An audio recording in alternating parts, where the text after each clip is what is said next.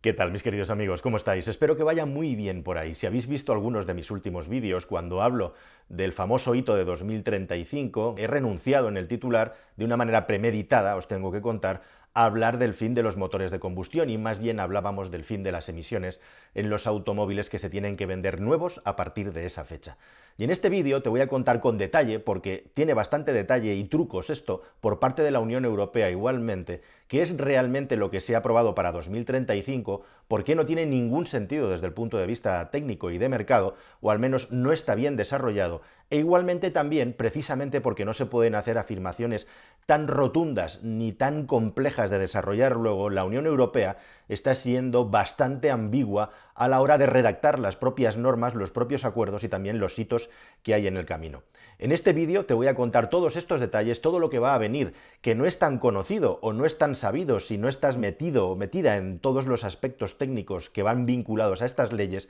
y una serie de novedades que están ocurriendo ahora mismo que están poniendo ya en duda a fecha de 2022 qué es lo que va a ocurrir en 2035. Vamos directamente al grano. ¿Buscas un coche nuevo? Entra en carwow.es y mi equipo te ayudará a encontrarlo y conseguir el mejor precio. Carwow.es, el comparador de precios de coches nuevos. Bueno, y al grano significa decir que sí, el objetivo último de lo que ha aprobado la Unión Europea en el Parlamento es acabar con los motores de combustión interna. Pero realmente, como eso técnicamente no lo pueden hacer, porque va en contra de la neutralidad tecnológica de la Unión Europea y también en contra de la venta de motores de combustión interna que tiene que haber todavía desde aquí hasta esa hipotética fecha, realmente la Unión Europea lo que busca con estos subterfugios lingüísticos y con esta forma de operar es directamente suprimir del mercado los automóviles con tubo de escape. Y ahí es donde está la gran trampa y el gran truco de todo esto, que al final lo que acaba haciendo es que de una manera secundaria nos quieran derivar hacia el automóvil eléctrico, puesto que todas las alternativas tecnológicas que existen hoy en día tienen tubo de escape, salvo los automóviles que van movidos por hidrógeno, ya sea por pila de hidrógeno o de combustión que no hay de hidrógeno. Esto sí que tendría que tener un pequeño tubo de escape, pero en definitiva el vehículo de hidrógeno tampoco tiene un tubo de escape, tiene un residuo de agua condensada que tiene que expulsar o no según si tenga un depósito. Bueno, dicho todo esto, está claro que el fin último por detrás de la Unión Europea es acabar con los motores de combustión interna, pero que no lo puede hacer directamente. Y esto, para empezar, es bastante grave, porque la Unión Europea directamente lo que está haciendo es aliarse con una tecnología en concreto y sancionar las que no son esa tecnología. Y eso lo hace, además de ser una cosa completamente ilegal o fuera de sitio, con una tecnología que es la de la electrificación, que en Europa es incipiente. No me voy ahora a enrollar a hablar de todos los problemas que tenemos a la hora de fabricar coches eléctricos aquí y de los problemas que tenemos para competir con China e igualmente también con los Estados Unidos de América, pero la cuestión y lo que está muy claro es que tendemos hacia la electrificación. Pero la electrificación tiene una serie de pasos y de hitos, y esos pasos e hitos ya se está comprobando las dificultades que tienen a todos los niveles, tanto por el alcance de la oferta de estos productos en el mercado, como por su precio, como por todos los vaivenes que hay detrás a la hora de producirlos, específicamente en el coste de las materias primas e igualmente también en el coste de fabricar estos productos que hasta la fecha no se han sabido ni podido fabricar en Europa, y justo ahora estamos empezando, con el añadido además también, que os he contado muchas veces en este canal, de que realmente las baterías y las fábricas de baterías están muy bien, pero son las celdas acumuladoras de energía donde está el secreto tecnológico de esas baterías, que al final son ensamblajes bastante complejos, por cierto, de distintos módulos de batería o de uno solo, ya en las tecnologías más avanzadas que hacen los chinos, pero no los europeos todavía, no lo olvidemos. En definitiva, tenemos un larguísimo camino que recorrer para ponernos a la altura y muchísimas trampas y vallas por el camino, empezando por toda la cadena de valor que comienza en la propia mina de litio, que en Europa nos negamos a explotar, y termina en una fábrica donde se ensamblan las baterías en los automóviles eléctricos. Bueno, dicho todo esto, comienzan a aparecer muchas dudas y es muy interesante cómo un responsable de la Unión Europea, concretamente del Ejecutivo de la Unión Europea, un comisario, Thierry Breton, se ha desmarcado estos últimos días con unas declaraciones en las que ponía en duda que en el año 2035 al final fuera a entrar en vigor esta norma, y no solo eso, sino que, oh sorpresa, muy llamativo, animaba a los fabricantes europeos de automóviles a seguir produciendo motores de combustión interna para perder el mínimo de trabajos, o al menos que la pérdida de trabajos fuera progresiva, fuera gradual, y al mercado laboral le diera tiempo a poder asimilar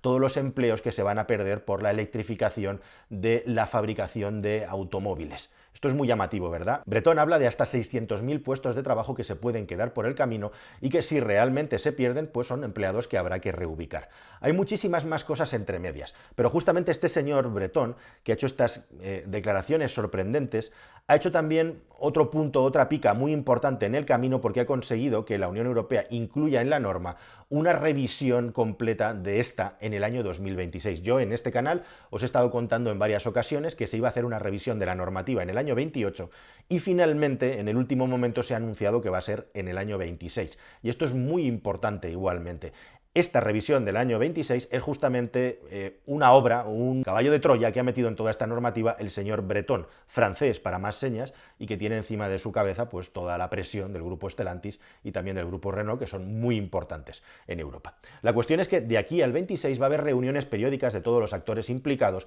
cada 3 meses para analizar la evolución de los hechos y cómo está el mercado, y según sus propias palabras textuales es muy interesante. El año 26 es como una suerte de freno de emergencia para poder ampliar los plazos de la norma más allá del 35 si se considera oportuno, cosa que puede ocurrir muy probablemente, con el contexto técnico que tenemos. Queridos amigos, os quiero contar una cosa muy importante de la que muy poca gente habla actualmente y que puede cambiarlo todo igualmente.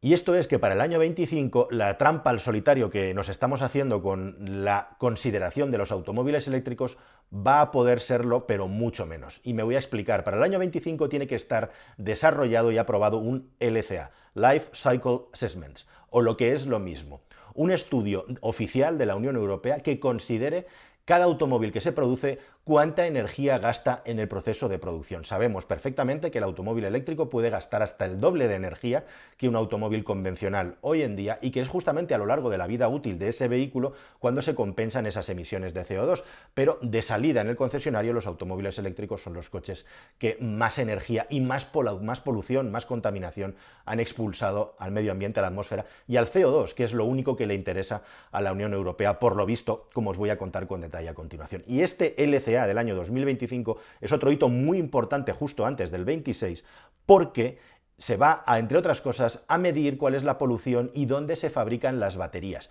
Y las baterías van a tener que llevar un código QR en el que se indique dónde han sido producidas y una trazabilidad de dónde viene su litio y dónde va. Sabemos perfectamente a día de hoy que hay baterías de automóviles eléctricos que, si contamos desde la mina hasta el concesionario donde se le entrega al dueño el vehículo, pueden haber dado una y media o 2 vueltas al mundo viajando en los distintos estadios, de la mina de litio de Australia o de Argentina o de Bolivia hasta la producción de las celdas del hidróxido de litio previamente, del polvo del hidróxido de litio en China, de ahí a la producción de baterías, que puede ser en China, puede ser en Corea o puede ser en los Estados Unidos de América, de ahí a la fábrica donde se ensamblan las baterías, que puede estar en un lado u otro del charco, y de ahí finalmente al concesionario donde se le entrega el vehículo al usuario, que puede ser en cualquier lugar del mundo si piensas en un automóvil eléctrico global, como por ejemplo podría ser un Ford Mustang Mach-E. Todo esto se va a tener en cuenta de cara a medir las emisiones también de los automóviles en el año 25. Y en ese momento nos podemos llevar la inmensa sorpresa de que, teniendo en cuenta que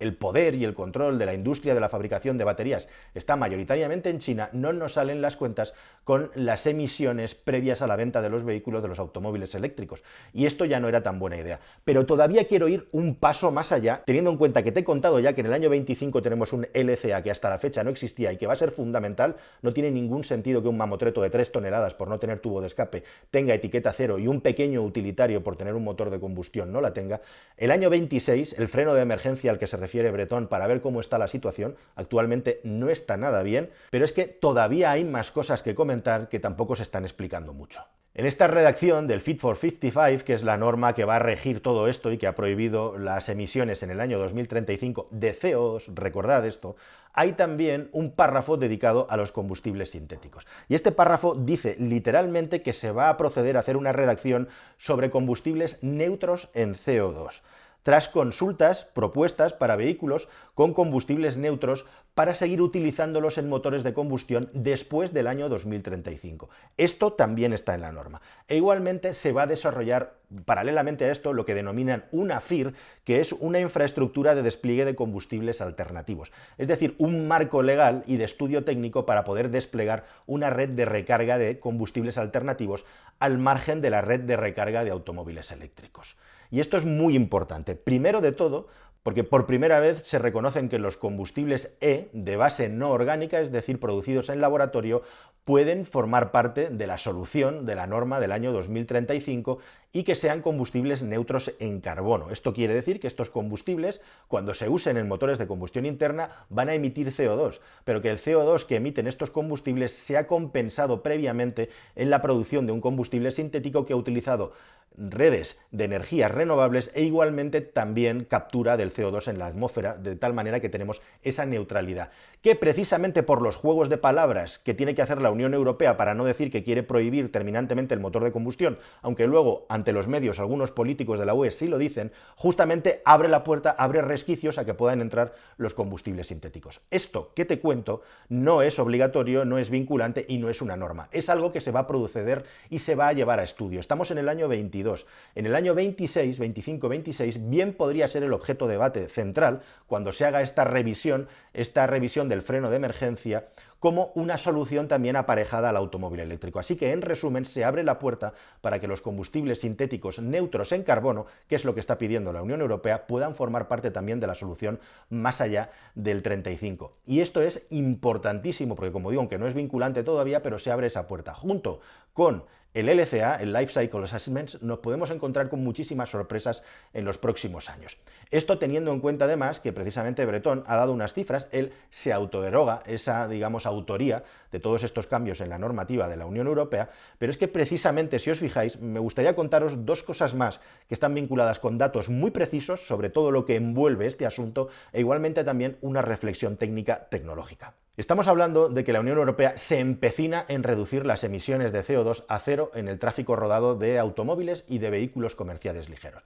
Perfecto. Pero la cuestión es que para que el automóvil eléctrico fuera completamente neutro de emisiones de CO2, en el año 2035 toda la generación de electricidad de un país dado tendría que ser completamente neutra en emisiones de CO2. Y eso es literalmente imposible. De hecho, el objetivo Fit for 55, que parece un trabalenguas, busca que en el año 2030 el 40% de la generación de electricidad de un país dado sea renovable. Un 40%. Y estamos hablando de que en el 35 queremos que el 100% de los automóviles sean neutros en emisiones de carbono. Si llegáramos a esa fecha, si llegáramos a esa cifra, si efectivamente se cumple y no hay motores de combustión interna que se puedan fabricar porque los combustibles sintéticos no han conseguido el objetivo de la neutralidad en carbono, tendríamos una flota de coches nuevos 100% eléctricos que seguirían emitiendo CO2 a través de la generación de la electricidad. Porque no vamos a conseguir un 100% de electricidad libre de emisiones de CO2 en el año 35 ni de lejos. Con lo cual hay una trampa técnica, hay una trampa física que, como digo, vuelve a la paradoja de los tubos de escape, que es los automóviles eléctricos no tienen tubo de escape, pero tienen emisiones de CO2 tanto en la producción del producto como especialmente durante toda su vida útil a través de la generación de la electricidad. Y aquí encontramos de nuevo que hay una consistencia absoluta en las emisiones de los automóviles cuando utilizan petróleo o combustibles sintéticos, porque es el mismo más o menos en todos los países de la UE, pero, querido amigo, la generación de la electricidad no tiene nada que ver cómo se genera en Alemania, que cómo se genera en España, que cómo se genera en Polonia, que cómo se genera en Francia. Y aquí nos encontramos con una disparidad absoluta que va en contra justamente de esta unificación que busca la Unión Europea, con lo cual la Unión Europea lo que habría conseguido es perder cientos de miles de empleos, perder cientos de miles de ventas de automóviles que de momento son más caros que los automóviles térmicos e igualmente también haberse hecho trampas al solitario, puesto que la solución del automóvil eléctrico sirve para reducir las emisiones en local y especialmente donde hay concentraciones de automóviles para reducir la polución, la salud de las personas, pero sigue teniendo emisiones de CO2, aunque sean menos de las que eventualmente podría tener un automóvil de combustión del año 2022 o del año 2000. Dicho todo esto, al margen de todas estas cifras, es muy curioso e interesante también cómo Breton ahora anima a los fabricantes europeos a que sigan fabricando motores de combustión interna para que podamos venderlos fuera de Europa. ¡Anda! ¡Qué curioso! Un comisario de la Unión Europea pidiéndonos que vendamos motores de combustión interna fuera de Europa, mientras la Comisión y el Parlamento Europeo están aprobando que dentro de la Unión Europea dejemos de vender motores de combustión interna. Esto es una contradicción absolutamente flagrante y muestra cómo los políticos se enredan y se pierden sin tener en cuenta todas las implicaciones implicaciones que tiene a escala global el problema de la polución y de la contaminación. Esta contradicción flagrante muestra igualmente también las presiones que hay por parte de los fabricantes en tanto en cuanto se pueden producir pérdidas de empleo que acaben haciendo que estos señores acaben cayéndose de la poltrona, con lo cual a fecha de 22 ya se le está viendo las orejas al lobo de todo lo que puede pasar y todo lo que puede venir, también auspiciado lógicamente por los intereses de los fabricantes que sí están peleando para construir automóviles eléctricos a la máxima velocidad posible, pero no pueden ir más rápido.